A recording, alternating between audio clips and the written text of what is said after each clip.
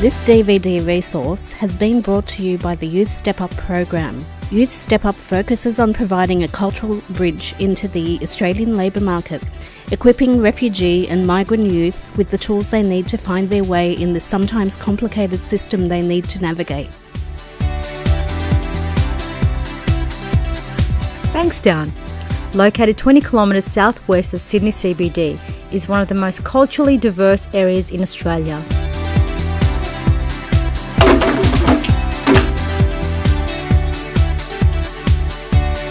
According to the 2011 census, the total population of 182,354, 68,600 were born overseas. This represents almost 40%. There are 42,302 people aged between 18 to 30. There are more than 60 different languages spoken in Bankstown. The most common countries of birth were Vietnam, Lebanon and China, and the top 5 countries of birth for recent arrivals are Iraq, Sudan, former Yugoslav Republic of Macedonia, Iran, Afghanistan. Young people from refugee and migrant backgrounds face many challenges when finding employment in Australia. The most common barriers to employment are overseas qualification processes, failure of mainstream employment services to deliver culturally appropriate services, lack of local work experience, lack of familiarity for industry-specific language, discrimination on the basis of race or religion. The Youth Step Up project tackles youth unemployment issues head-on, and we work on a multidisciplinary approach, and we work in regards to developing soft skills for young people to better move them and transition them into employment and educational pathways.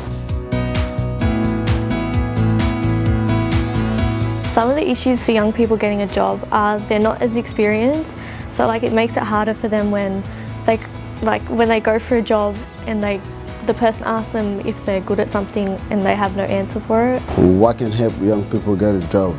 More jobs in local areas, transport will be easier.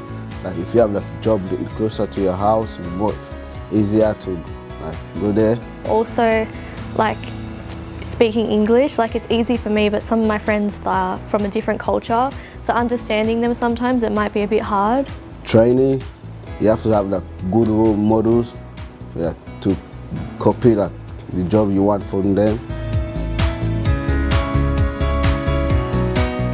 Could you please tell me a little bit about yourself and about how you might be suitable for this particular role? Well, I helped out at my uncle's shop during the holidays. Okay. I can't work on Thursdays, and I think and I've got stuff to do on Saturdays, so I might be able to work half day sometimes. Do you think when I asked her questions about her suitability for the role, do you think she answered that question? No. She's not available on Thursday night and Saturday. Likely not going to hire as a. My name's Khan. I'll be interviewing you this morning. Nice Please to take meet a you. seat. Thank you. Have you had a good day? I have. Thank you for asking. And thank you for being here on time to be able to stay on touch. It's very important. We work with a lot of contractors on site.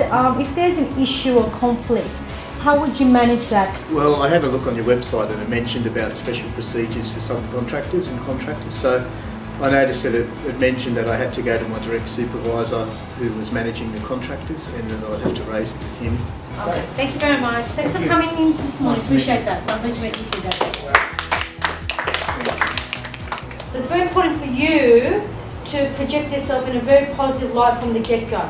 So I judged him from the moment he walked in by the fact that he was punctual, and I thought this is a great start to an interview, and everything else was just ticking it off. That's all that was doing. Our aim is to empower young people and teach them that the cultural diversity is actually an asset. Apparently, the length of your name can impact on whether someone will look at your resume or not look at your resume.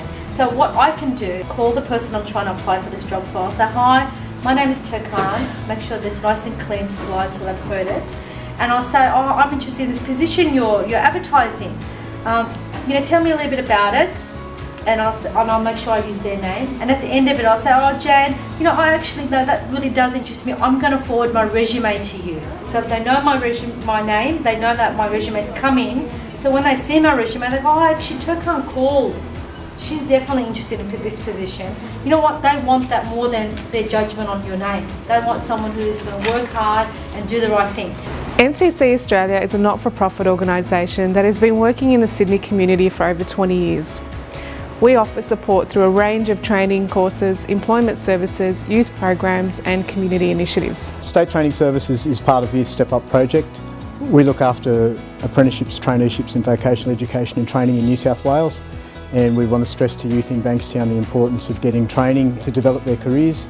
We're the only place in New South Wales that does glass and glazing, and O'Brien's might ring up the college and say, oh, I hear you have a pre-vocational course going. We're looking for some people, how many students do you have? And the guy will say, oh, TAFE's only got 15 per class. Oh, we've got 14. And he says, what are they like? And he'll say, oh, I've got 12 that are pretty committed. And you know what O'Brien's do? They take the whole 12 and give them an apprenticeship. We hope that this program will serve to support many of the at-risk, disadvantaged and marginalised young people within our community and offer them a greater pathway to greater career opportunities. We believe that everyone deserves the same opportunity, and we are very proud to be part of the Youth Step Up project. As I'm working with refugees and new arrivals, I always look at their migration status, the difference between visas, how they came to Australia. Some of them they came on student visa, some of them they came on my refugees visa or partners visa. I like to think that when they are getting employed, that services are recognising their strengths and not focusing on their literacy and numeracy skills, because there is a big gap, we know that. But it'd be good to work on strengths that they have in language, in experience and in skills, and to work off that so they can actually fit into the workplace that they're moving into. There is some support out there for them. You have organisations such as Milkite and Metro MRC. They provide a lot of community support for the youth and for migrants. And even once they get a job, there are programs out there such as Dress for Success. I think there are a lot of opportunities for them to be able to access those services, and it making it easier for them to fit into that workplace. Yeah, and also getting their head around what their rights are, what their obligations are, because sometimes they're not aware. Are they being paid right? Are they meant to be receiving annual leave, some entitlements? So it'd be good to keep them in part and support them with their rights. That's right. Discrimination is a big part of what's going on with refugees, because they get stereotyped because of their language, their accent, the way they look. They really get a big disadvantage of all that, and we need to change perceptions and change attitudes towards refugee youth.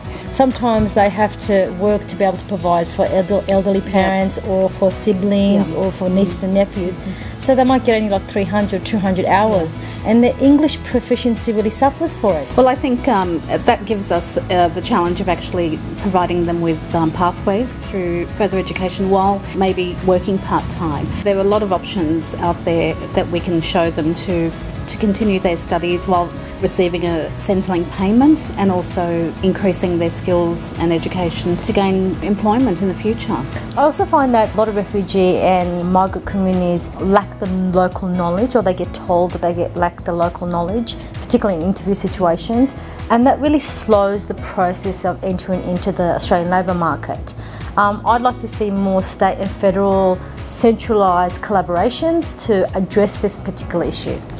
We're so lucky in Bankstown. We have a lot of collaborative efforts in this area. We are currently looking at mentoring programs for youth in the area, so it will give them a chance to connect with local employers and be able to be given a sense of what is acceptable and what's great about the local job market, and in this way they might be able to translate that into local experience. I also find that some refugee and migrant youth have documents, they are qualified, but a lot of that doesn't get recognised within the Australian labour market.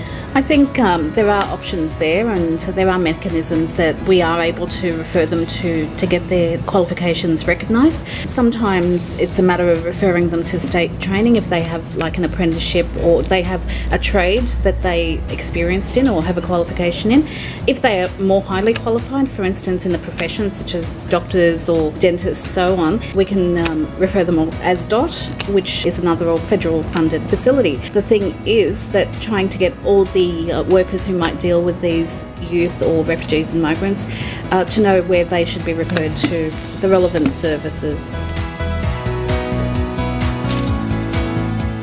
Youth Step Up partners include Malachite Catholic Welfare Association, MTC Australia, Department of Human Services Centrelink, New South Wales Education and Communities State Training Services, Bankstown Multicultural Youth Services, Greenacre Area Community Centre and Bankstown City Council.